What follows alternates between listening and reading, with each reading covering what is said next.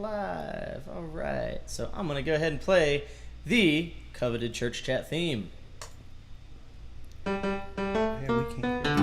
It's church chat with Pastors Dan and Dave. Come hang out with us on our stream. It's Church Chat Wednesday. All right. I know you can't hear it, but it's over now. It's all you, Dan and Dave. We don't have our inner ears in, so we couldn't hear the theme song. It's very sad. But I am Dan. And I am Dave. And this is Church Chat with Pastors Dan and Dave. I'm and James. That's James over there at Duct Tape Productions, That's right. helping to patch everything together. And yeah, so we're getting there. We're starting to figure out this technology stuff, though. Yeah, I mean, we sat down, we put the mics exactly where they should be. I took the bag off the mics today. You did. I know. It's like we totally are.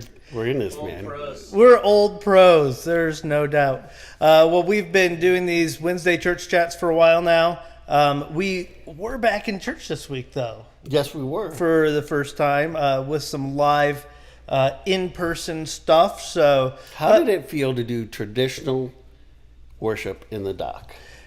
it felt like at first I was like, this doesn't feel like it was the right faces, right? But it wasn't the right setting. But then when Eleanor started playing, I was like, all right, that feels, that's more like it, you know. And, you know, really, I think for a lot of people, it was just being in a place together, I think was an important thing. People did a great job of staying socially distanced from each other and all of those things.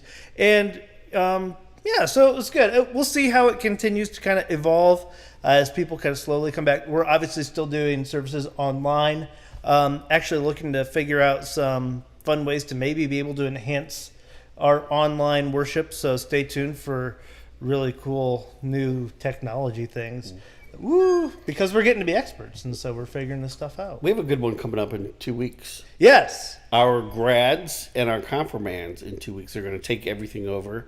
We'll have one service. Yeah, one service. That's on the 21st. At we'll 10 have o'clock service. on Father's Day. Maddie Folk is preaching. Yep. So that'll be good. But you also get to hear from a lot of the seniors. And from the confirmands a little bit. And so just in a time where everything's been kind of down, this is going to be a nice uplifting, celebratory moment, you know. And so I think we're all really excited. If there's any group of kids who's learned to go with the flow, I would say. Oh my gosh. Yeah. These kids they've gone through it, and, you know, so it's a good, it'll be good to be able to celebrate them and kind of send them off properly. So I think I was more concerned about them not having grad parties than they were. Well, you just wanted the shredded chicken sandwiches. sandwiches. I just wanted to wear my maternity pants and go get all the cake from all the places. And I only went to one grad party, no cake at it. I was like, what? Why'd you even do this? I've only been through drive-through ones so far. Oh, it's that. So, some updates on us. I like to talk about the chickens. Yes. You know? So, my chickens recently have been quarantined. Ooh. Because COVID? No, there's not COVID. It's yippy dog syndrome. There's we're dog sitting my parents' little. Frankie? Frankie. And so, because Frankie, my dog could care less about the chickens. Frankie, not a fan of it, more so of our rabbit. The one rabbit we have left, the poor thing, I don't think it had run in 5 years, and now it's having to sprint around the yard and get away from the dog. So we had to, they've had to all be quarantined because which is funny because the dog, smaller than all the chickens. Fun fact, Mr. Meaty, my dog. Yeah. He looks like he will rip your face off, does he not? Mm-hmm. He's afraid of the chickens. Really? Yeah. They kind of puff up at him, and he's on the porch, man. I mentioned I wanted to talk about something a little bit, I told you, a little bit controversial. I thought this... So, I have been told, and this is a direct comment at you and I today, by the way. Okay. I have been told that... it's no longer okay to wear cargo shorts. Like, cargo shorts are out. Well, then, But, I mean, if cargo shorts are wrong, I don't want to be right. here's the thing: is whoever said that, come to Jesus, really? What am I supposed to do with all my little cargo? Yeah. What do you want me to do with it? No kidding. Like, which is really funny. It was, and I'm not trying to play any, gender stereotype, any that sort of thing. It was a female person who told me this. I think she's jealous because women's pants have no pockets. And then we've got like just this plethora of pockets. Yeah. More pockets than we know what to do with. And so I think it's a jealousy issue, which is a matter of the heart and something that they just need to deal with. But yeah, so I was told recently that I should not be wearing cargo shorts. Well, my middle boy, his new thing is jorts. Oh yeah.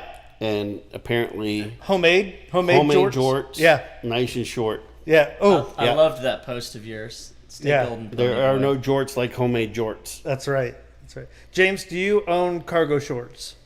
No, but I don't wear shorts at all, hardly. I have some board shorts, and that's it for swimming. Only shorts I have. That's it. You don't show off the legs at all? That's a negative. Interesting. Is it, are you embarrassed of? Not embarrassed. I just don't wear shorts very often. All right. Yeah. It's just your thing. It's just your That's style. just my thing. Yeah. I even wear jeans when I'm down in Florida most of the time. That's crazy to me. Yeah. Well, I live there. I just grew up with it, so it is the way it is. Right. Or I'll wear board shorts. I don't have any cargo shorts, but I do have a rancher jacket that has no less than 15 pockets. Fantastic. Yeah. Fantastic. So there's that. I don't even know what that is, but it's cool. It's got a lot of pockets. I'll show you before you leave. Tell you what, the ladies are really missing out. Yeah. Pockets are I fantastic. lose stuff in it all the time. Here's a story. When we took a mission trip. I know what story you're going to tell. We took a mission trip to Washington, D.C., and we went in the White House. That was the last thing we did. Yeah. And I had my cargo shorts. And all the women in our group, the ladies in our group. They couldn't take their purses in. Right. And they don't have pockets. Right. So guess who was holding everything? And by everything. Everything. By So everything, can you imagine mean- every time I went through a Some- security check, like dude, Some hygiene products that are sometimes what are all needed. these things in your And pocket? you have all sons, and here you are with your Yeah. cargo shorts carrying around lipstick and whatnot. and That's where whatnot. we're gonna leave it at. and Yeah. and walking through the White House with Mm-hmm. that in your cargo shorts. If you had been just like you got separated from the group and randomly searced, That's what I'm saying. and they We found did. you with just pockets full of Well, Greg Arnett was with us, and for whatever reason, we got flagged, and we had to go through all these extra sniffing things with the dogs and all these extra screenings, and dumping out pockets and the whole thing. and you've got And just here I am, whole they're box like- of Tampax in your cargo which shorts. could be why we got screened in the first place. That's probably why you There's got this weirdo with his screened. buddy. This guy's not okay. Yeah. There's something wrong with him. And here's where James Madison played pool. Keep an extra eye on that guy. Right there. Oh my goodness, we have derailed. Again. But so what we wanted to talk about today, and we have a super special guest today. As we always have great guests, but Yeah. today we're very excited. Curynn DeWitt is with us, our children's ministry director, just to talk a little bit about what that's going to be like, or what it has been like, not only starting off on, well, I want to say with the best pastoral staff she could possibly start out. For sure. And then we'll also chat just a little bit about just new beginnings in general, and how the church has been a little Well, bit my different. wife asked, she said, what's Curynn going to talk about? And I'm like, well, think of it this way. She came on staff, and I'm so excited to be on staff. Goodbye. Right, everybody go home. See ya whenever. So, but Yeah. she's been doing some great things. Yep, and helping us figure out ways. We've all had to be just nimble and figure this out just as we go. But man, especially difficult in a brand new position you've never held before, and now you're doing this, and she's doing a bang up job. So okay, I'm gonna see if we can make the technology work together that we can bring her in here on video. Can we figure out how to do this? Just got to make sure the satellites align properly. There. Okay, there we go. Wow. Hello. She's sitting like 8 feet away from us. So, but Technology's funny. technology, fantastic. Well, hello, Curynn. How are you today? I'm good. How are you guys? We are doing fantastic. I'm Dan. This is Dave. Oh, nice to meet you. Yeah. So, Curynn, just why don't you, for people who maybe have not had a chance to meet you because we introduced you and then we made everybody go home for the next few months. Just tell people a little bit about your story, like how it is that you got to, you came to St. Mark's a few years ago, and just how you've seen God work and get you to where you're at today. All right. So, yeah, I've been at St. Mark's for, I think it's been like 5 years. And I had family. My sister lived in Findlay. We were actually living in Norwalk, Ohio at the time. I worked in Sandusky at the Veterans Home there. And we decided, we were both pregnant at the same time. My sister had the twins and I had Asher, and we decided to have our kids grow up near each other, basically. So we packed up and moved here, and honestly, it's been a really good change. We really love Findlay. It's a big little town, you know, it's nice. And so St. Mark's, we joined. I got involved in the band because I love to sing, and it was just nice to have that community.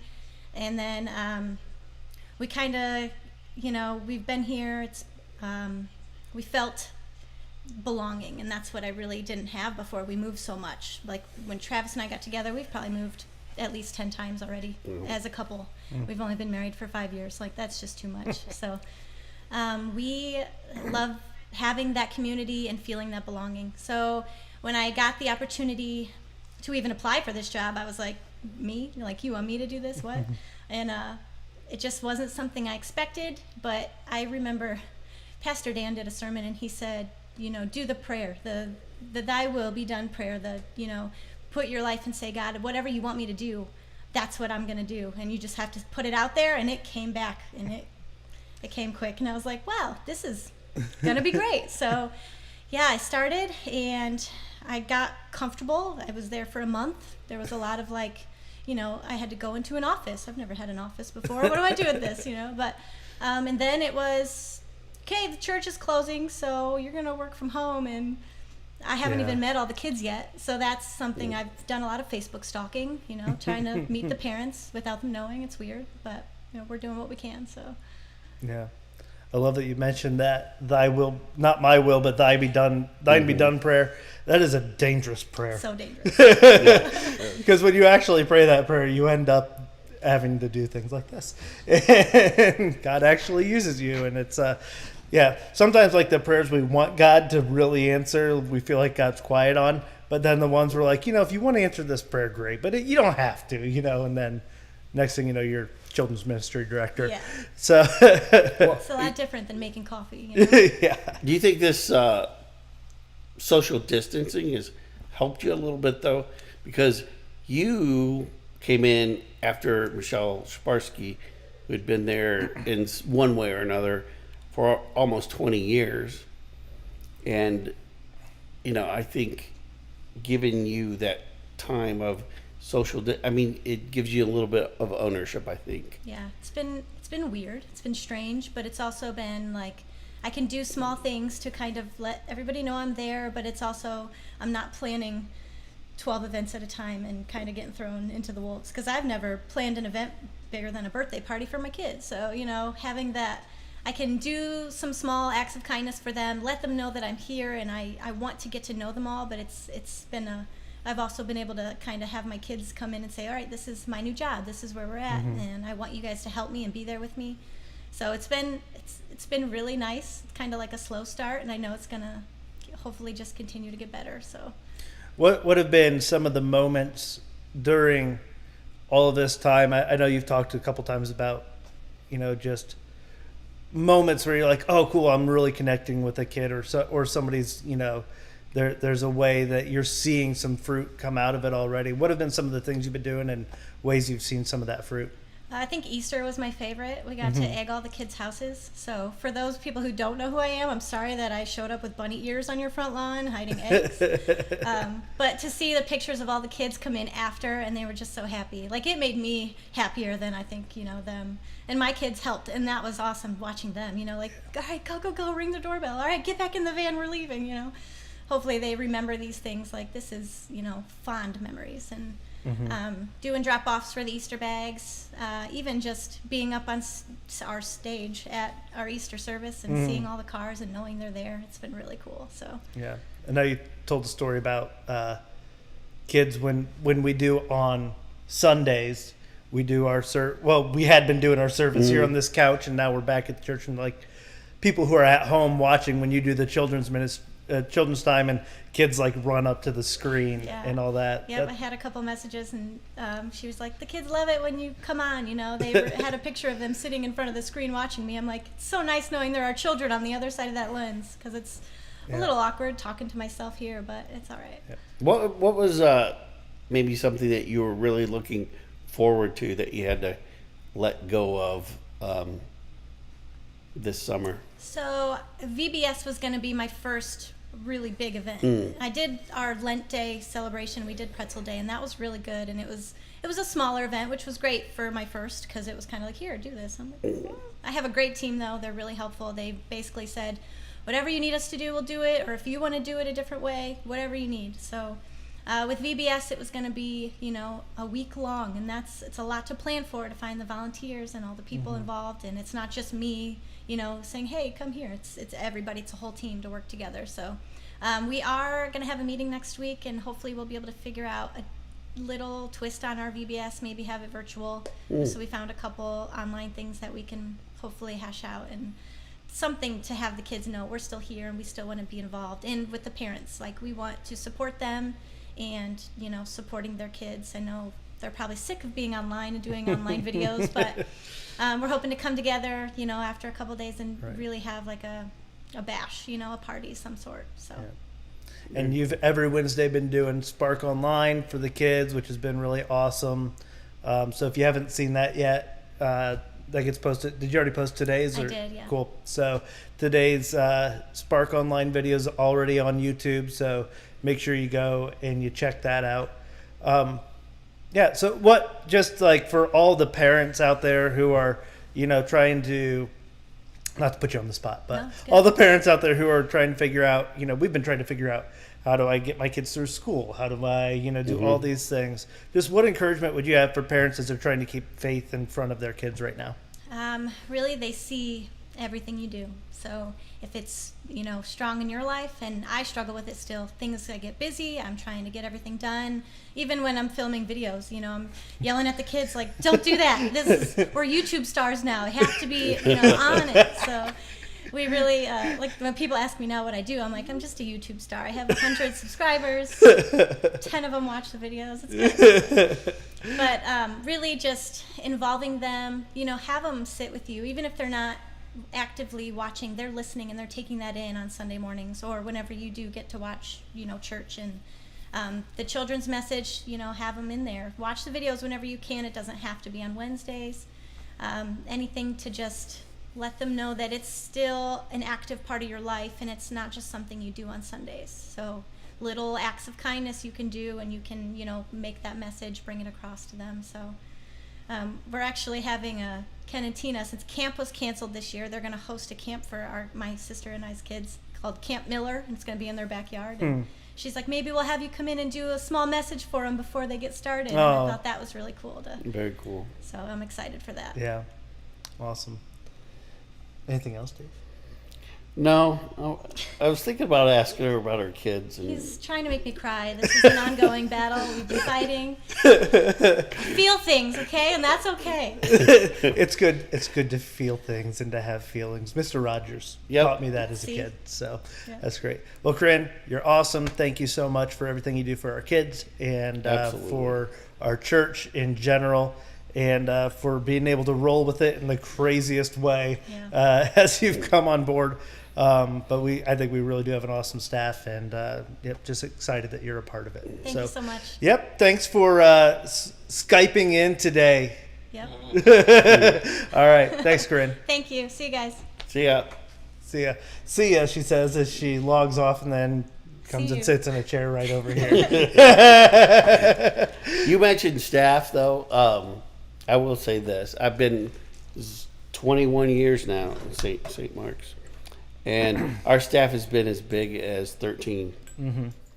And our ministry staff is smaller as it's ever been. There's 4 of us, and I really do get most excited about this staff. That I'm not just saying that as lip service.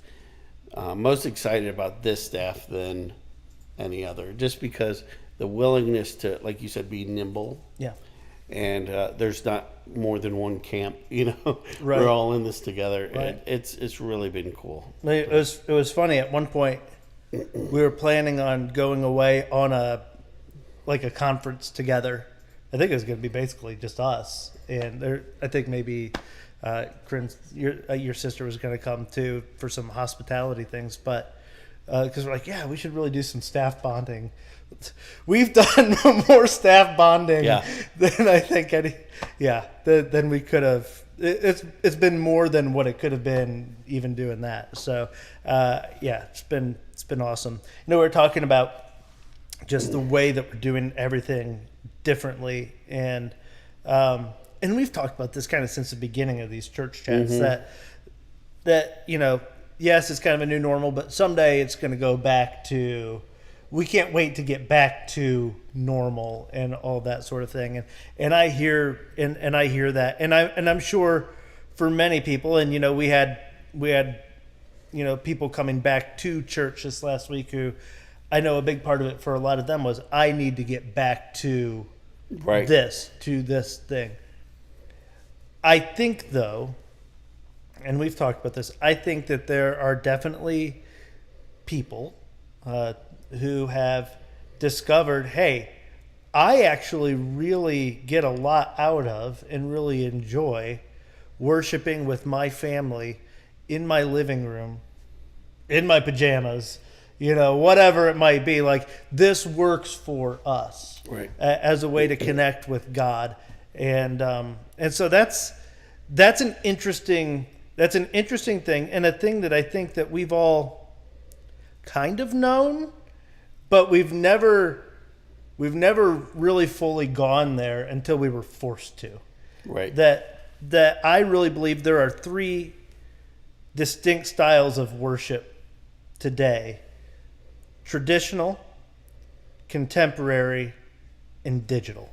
I think digital has become a worship style that people are discovering that they enjoy and connect with. Well, and it's funny because I'm wondering how many people's hearts are racing right now, because I know when I had brought it up before, right? Yeah.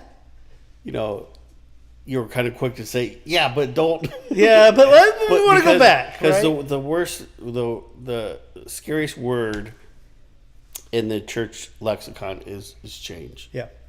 And so I'm wondering how many people are panicking right now and it really shouldn't be a panic moment. It should really be how many more people can meet Jesus through what we're doing, is really what it comes down to. Absolutely. And it's hard to see. We were just talking about this earlier. It's hard to see how meaningful relationships can come online.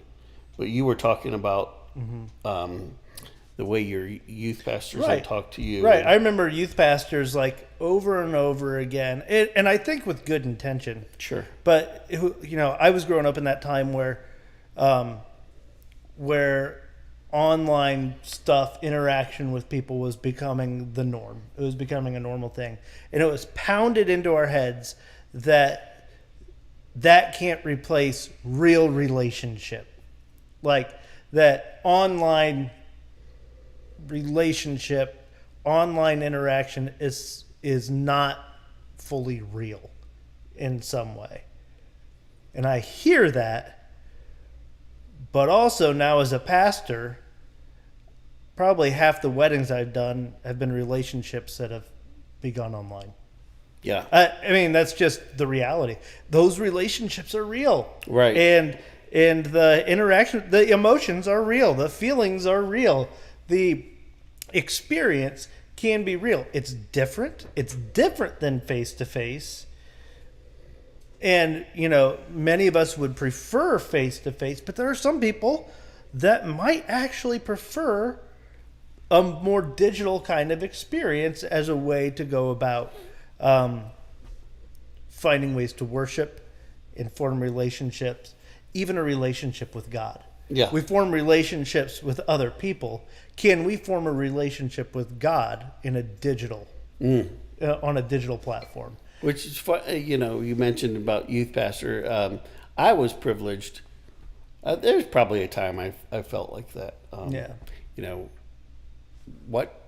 You mean you're just texting all the time? Yeah. But I've had the benefit of having enough students around me, even when we're in a room and they're all sitting next to each other and they're all texting back and forth. Right. And to be able to pick up on what came out of some of those meaningful conversations later, and they were conversations I wasn't privy to. Because they were going back and forth, Right. texting each other, but just to watch the way that the group of kids we had, I'd say about 3 or 4 years ago, in my 30 years of working with kids, was probably the closest group of kids I've ever had out of anywhere. And yeah, it's a lot of their conversations has come out of, and their closeness together come out of, a keyboard, which is weird, but Right. but cool. I'm curious for our tens of viewers, if you want to comment, just like what's the experience been like for you in the times when you've had to be worshiping online? Is it a I can't wait to get back thing? Is it a I'd like to go back, but I'm feeling pretty good where I am and I'm not in a rush? Or is it a I could do this forever kind of feeling? And I think that's a whole spectrum that people are going to fall on. And I think it's a thing where it's going to make it easier for people to say, man, today I think I'm staying home. Yeah. But I'm not just staying home to mow the lawn. I'm staying home and I'm going to worship here today. Like, we have people that bounce back and forth between traditional and contemporary. And I could see it now be a thing where there's 3 things to bounce between. I don't know. I was talking to one couple last week. They're my age, and they're just so happens that their daughter and son-in-law are living with them while they're having a house built, and they don't go to church. Their kids really haven't been to our services a whole lot, but he was just talking about how great of an experience it is for them to sit around the breakfast table on Sundays and have waffles and watch church, and the whole family's there. Right.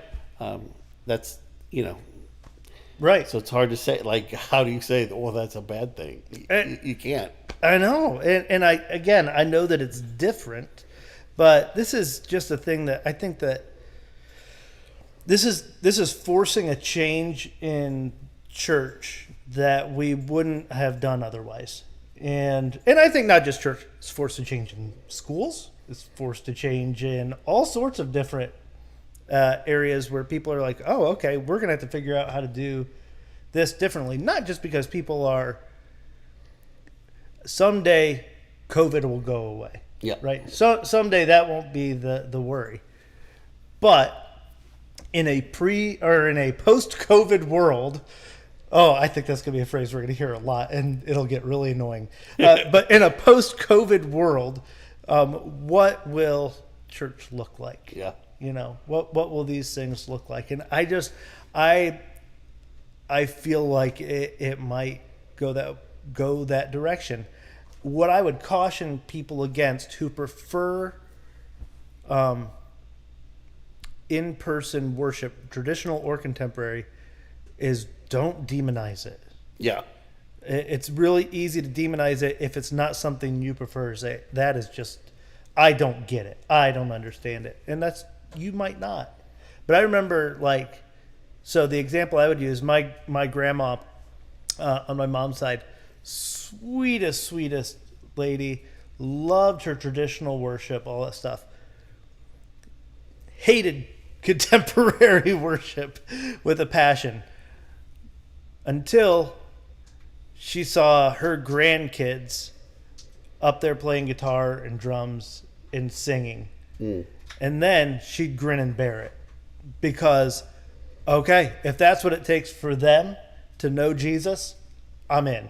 And I think she ended up even like helping buy the drums. Like, just because she's like, yeah, let's do this. Let's make this happen, right. Because she saw the impact. So I would encourage people to see the impact of that. And I mean, hopefully it's something we can learn to even do better. I think we have to learn to speak a different language online and just do this in a better way. I've been around long enough to be a part of the screen wars.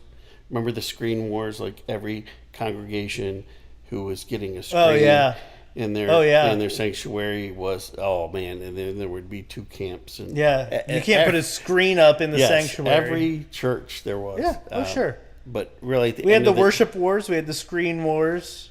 At the end of the day, how many people are coming to Jesus is really all that matters. That's it. And that's what we just try to do. And so, we're learning and watching what other people are doing, shamelessly stealing their ideas, and trying to do the best we can for our church and our community. And not just us, but I know Curynn is as well with our kids. And we're making this stuff up. There's not a playbook. One of the cool things, so Bishop Palmer gave his Episcopal address yesterday on Facebook, and he was talking about all these changes. He said, not even the United Methodist Book of Discipline has a playbook for how to do this. And the Book of Discipline is thick, y'all. And it talks about everything, but it has no playbook for this. And we don't have a playbook for this. Curynn has no playbook for how to do this with kids. Dave has no playbook for how to do this with youth. James has no playbook for how to, what's the right way to do worship this way? I don't know, so we're just, mess with it. But as long as I think we continue to be sincere and push towards people falling in love with Jesus, I don't see any way that it'll be a bad thing. At the end of the day, our crystal ball is broken. Yeah. We don't know where this is going, but are you willing to do all you can to bring more people to know Jesus? So yeah, well, we're glad that you joined us today. James, did any of our tens of people comment? Yes. Oh, interesting. Wait, hold on a second. I turn on my microphone. It's lost all my stuff here. Don't worry, I'm a professional. There we go. That's an odd comment. I'm on. There.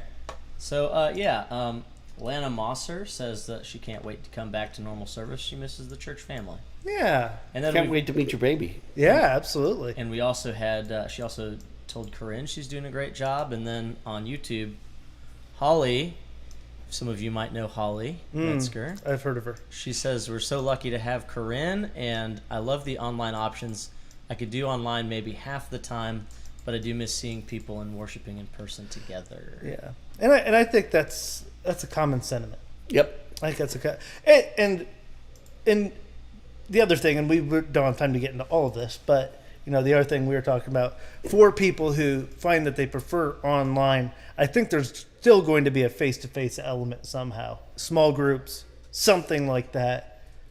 Like that personal interaction is still going to happen somehow, some way, I would imagine. Well, and a new reality is that, somebody who comes to church twice a month. Mm-hmm. Is it twice a month? Not even. 1.5 is the average. A time and a half a month. Yeah. Is considered a regular attender. Yeah. Now. And this gives them an option to watch at home or catch up. If that bumps you up to 3, right. Terrific. Excellent. Yep, that's awesome. So, cool. I like talking to you, Dave. Me too. I like that we're I face talk to to face. myself all the time. But we're glad that you joined us today. Thanks for being a part of this. We'll keep doing these for the foreseeable future. And yeah, we're just glad to be a part of that. I see James is over there picking up a guitar. James, do you have an outro for us? I do. I have an outro. It's not an intro. It's an It is outro. an outro. I see.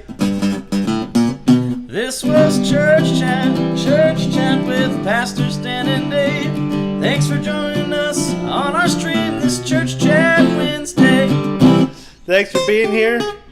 We'll see you either in person at 9 and 11:15 this Sunday, or you'll be able to catch both services. I think we'll do YouTube on for the traditional worship service, and we'll be Facebook Live for the contemporary service. So if we don't see you in person, we hope that you will worship with us online. So until then, take care. We'll see you guys. Yep.